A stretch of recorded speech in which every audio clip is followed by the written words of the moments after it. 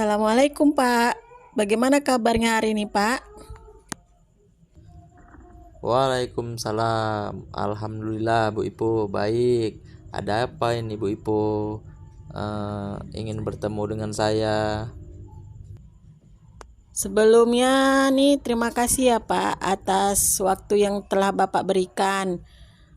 Gini Pak, saya nih kan ada tugas dari CGP nih Pak. Ada beberapa pertanyaan nih Pak yang akan saya ajukan Pak terkait pengambilan keputusan berbasis nilai-nilai kebajikan sebagai pemimpin. Iya. Boleh nggak Pak saya bertanya Pak? Boleh. Ada Pak, apa tuh Bu Ibu? Ya Bu Ipo silahkan. Apa itu Bu Ipo?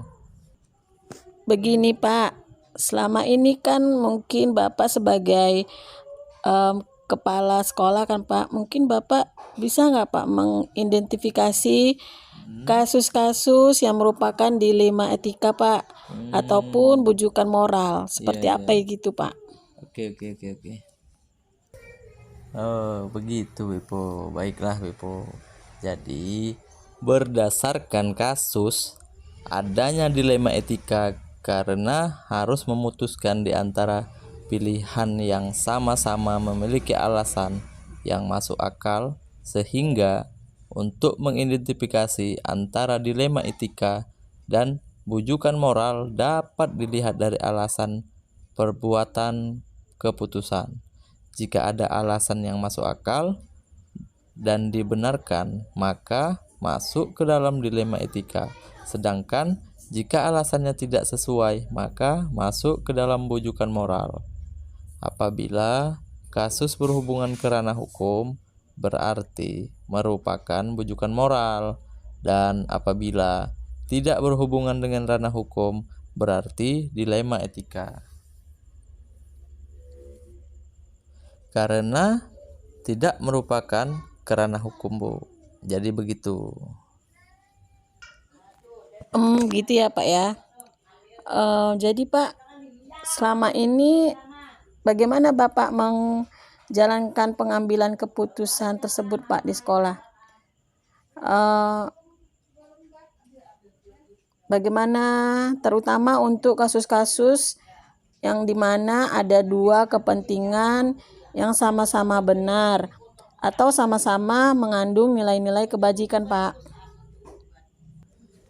Nah, adapun nilai-nilai kebajikan lebih utama Bu, karena dengan mengutamakan nilai-nilai kebajikan seperti kejujuran, keadilan, kemanusiaan, dan lain sebagainya, maka kebenaran lainnya juga akan mengikuti.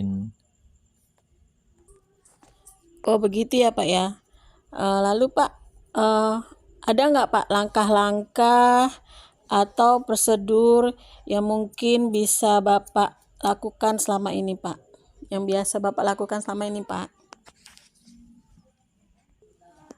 Oh, kalau soal langkah-langkah atau prosedur dalam masalah seperti ini ada 3 langkah tahapan, yaitu pertama saya konfirmasi terlebih dahulu masalah apa pada yang berkepentingan tersebut. Kedua, berdiskusi pada guru-guru. Dan ketiga, saya biasanya memposisikan diri saya sebagaimana seandainya saya berada di posisi mereka. Kira-kira apalah yang saya inginkan, atau bagaimana saya ingin diperlakukan, begitu Bu. Baik Pak, kemudian Pak, hal-hal apa saja Pak yang mungkin selama ini Bapak anggap efektif dalam pengambilan keputusan pada kasus-kasus dilema etika Pak? Jadi menurut saya ya Bu, semuanya akan efektif apabila kita itu mengkomunikasikannya secara benar dan baik pada semua pihak yang berkepentingan, agar semua tahu apa yang terjadi pada kita, dan kita juga mengetahui apa yang terjadi pada orang lain. Kemudian Pak, hal apa saja nih Pak yang selama ini merupakan tantangan Pak dalam pengambilan keputusan pada kasus-kasus dilema etika Pak? Nah, tantangannya yaitu apabila kita tidak terbuka pada salah satu pihak. Jadi, menurut saya, kasus-kasus dilema etika membutuhkan keterbukaan dari semua pihak dalam menyelesaikan permasalahan tersebut. Begitu, Ibu. Lalu Pak, pertanyaan berikutnya nih Pak, apakah Bapak mungkin juga memiliki sebuah tata kala atau jadwal tertentu untuk menyelesaikan kasus dilema etika ini Pak? Lalu apakah Bapak juga langsung menyelesaikannya di tempat? Atau Bapak juga memiliki sebuah jadwal untuk menyelesaikannya Pak? Kemudian bagaimana Bapak menyelesaikannya, dalam bentuk apa atau prosedur seperti apa yang Bapak lakukan Pak? Soal jadwal ya Bu, tidak ada jadwal khusus dalam menyelesaikan kasus dilema etika ini, karena biasanya saya langsung menyelesaikan dengan melakukan koordinasi dengan seluruh guru. Tetapi kalau prosedur memang pasti ada, seperti kasus tadi ya kan, saya memerlukan diskusi dulu dengan guru-guru, kemudian wali kelas dan orang tua murid, dan kami mencari solusi terbaik untuk murid tersebut. Begitulah kira-kira Bu Ipo. Kemudian Pak, ada nggak Pak seseorang atau faktor yang selama ini mungkin bisa mempermudah atau sekiranya membantu Bapak dalam pengambilan keputusan kasus-kasus dilema etika ini Pak? Nah, baik pertanyaannya Bu Ipo. Jadi yang biasanya membantu atau mempermudah saya dalam pengambilan keputusan adalah ya rekan-rekan guru itu sendiri. Begitu, Bu. Baik Pak, ini pertanyaan terakhir nih Pak. Dari semua hal yang telah Bapak sampaikan tadi Pak, pembelajaran apa yang bisa Bapak petik dari pengalaman Bapak untuk mengambil keputusan dilema etika ini Pak? Baik Bu Ipo. Pembelajaran yang dapat dipetik adalah yang pastinya kita harus dapat membangun jaringan komunikasi baik dengan semua pihak, dan juga dapat membangun rasa empati pada orang-orang yang sudah bekerja sama dengan kita.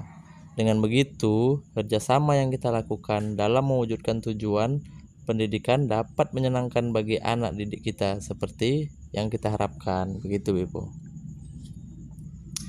Kemudian pembelajaran yang bisa dipetik juga adalah tidak semua yang kita anggap benar itu benar, karena kita harus melihat dari berbagai sisi, atau bahasa kerennya perspektif Bu Ibu. Begitu.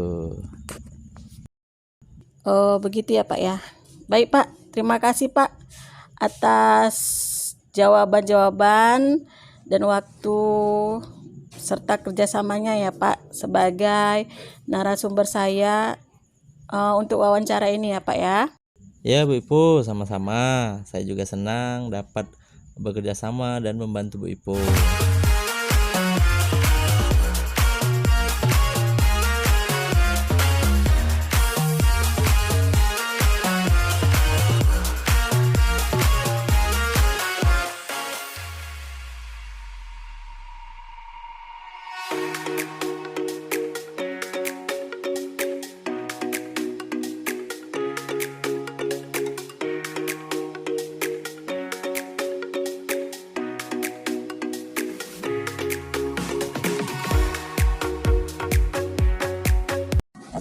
Assalamualaikum Bu. Apakah Waalaikumsalam. Iya, Bu. Apa Bu Ipo? apa kabar Bu? Alhamdulillah baik. Iya Bu, begini Bu, kami kan ada tugas dari CGP nih Bu, untuk mewawancarai kepala sekolah ya kan Bu. dengan tema pengambilan keputusan berbasis nilai-nilai kebajikan pemimpin. Jadi boleh nggak Bu, saya mengajukan beberapa pertanyaan pada Ibu? Oh, boleh. Saya senang kok bisa bantu Bu Ibu. Apa yang bisa saya bantu Bu Ibu? Iya Bu, begini Bu, ini kan ada beberapa kasus ya Ibu. Mungkinnya Ibu sebagai kepala sekolah pasti Ibu menemukan beberapa kasus. Bisa nggak Ibu menjelaskan bagaimana Ibu selama ini tuh bisa mengidentifikasi kasus-kasus yang merupakan dilema etika ataupun bujukan moral Bu? Kalau berdasarkan kasus tersebut itu memang terjadi dilema etika ya. Itu sih biasanya ada pilihan yang sama-sama benar. Jadi tidak ada bujukan moral dalam kasus ini karena tidak ada pelanggaran hukum yang terjadi. Sehingga untuk mengidentifikasi antara dilema etika dan bujukan moral perlu dilihat dari tipe kasus dan pilihan yang muncul Bu Ipo. Oh begitu ya Bu ya.